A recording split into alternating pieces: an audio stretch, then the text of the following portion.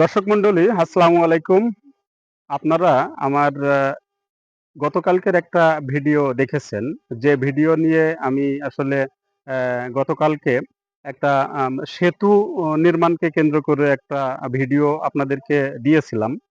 এই ভিডিওতে আমি দেখেছি যে অনেকগুলো কমেন্টস আছে। একজন এই ভিডিওতে কমেন্টস করেছেন যে আপনার এই নিউজটা ভুয়া নিউজ। এইখানে হচ্ছে ব্রিজ হয়ে গেছে। আমি আসলে তার দোষ দিব না। যেহেতু আ আমার হয়তো সম্পূর্ণ তথ্য দিতে সেখানে কিছুটা মিস্টেক হইছে। যার কারণে তিনি এই কথাগুলো বলেছেন। আরেকটা জিনিস হচ্ছে আপনাদেরকে বলে রাখি, আরেকজনও কমেন্টস করেছে আমি দেখেছি। উনি বলেছেন যে হচ্ছে এখানে তো বেশ কিছুদিন আগে সাঁকো ছিল। বাট এখন কেন নৌকা পারাপার হচ্ছে কিছুই তো বুঝতে পারছি না। তো ওনাদের আসলে এই কমেন্টস গুলো করা কিন্তু রাইট আছে। আমি আসলে এই জিনিসটা উপলব্ধি করার পরে পূর্ণাঙ্গভাবে এই জায়গার কিন্তু তথ্য আমি অবলোকন করেছি। তারপরে কিন্তু আজকে আবার আপনাদেরকে পূর্ণাঙ্গ তথ্য দেওয়ার জন্য এখানে উপস্থিত হয়েছি।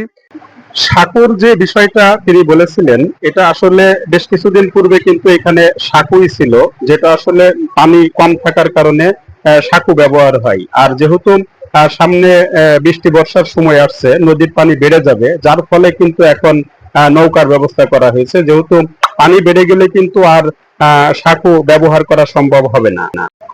যার ফলেই কিন্তু আপনারা দেখছেন যে নৌকার মাধ্যমে মানুষ পারাপার করছে।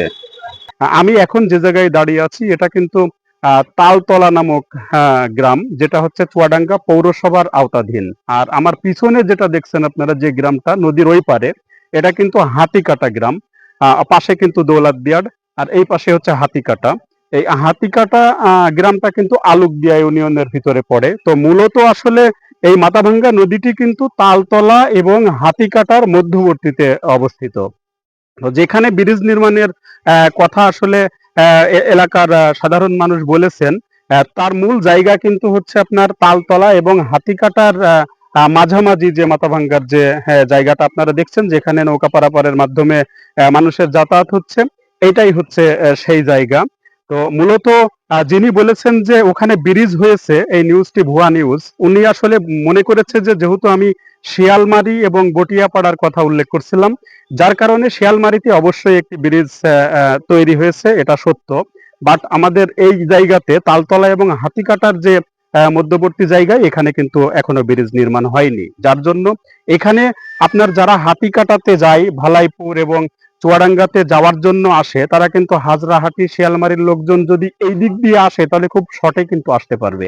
যার জন্যই আমি উল্লেখ করেছিলাম যে আহ, হাজরাহাটি এবং বটিয়াপাড়ার লোকজনও কিন্তু এই দিক দিয়ে যাওয়া আসা করে। তো ব্রিজটা হয়ে গেলে তাদেরও কিন্তু অনেক সহজ তর হয়ে যাবে।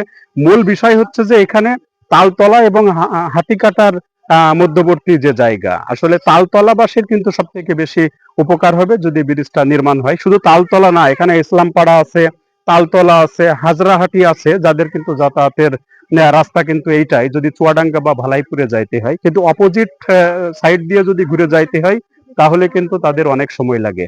তো আসলে যারা আমার ফেসবুকের ভিডিও দেখে কমেন্টস করেছেন, তাদেরকে আমি ধন্যবাদ জানাই যে তারা আসলে নেগেটিভ পজিটিভ দুইটা কথাই অবশ্যই থাকবে, যেহেতু তথ্যের কিছু গড়িমসির কারণে এক একজন এক এক রকম কমেন্টস করে থাকছে।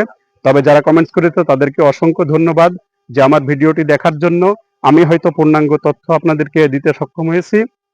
তো আপনারাও সবাই চাইবেন যে আসলে এখানে একটা ব্রিজ নির্মাণ হোক। যদি আপনাদের দাবি থাকে, সরকারের হয়তো এখানে সুদৃষ্টি পড়বে বলে আমার মনে হয়।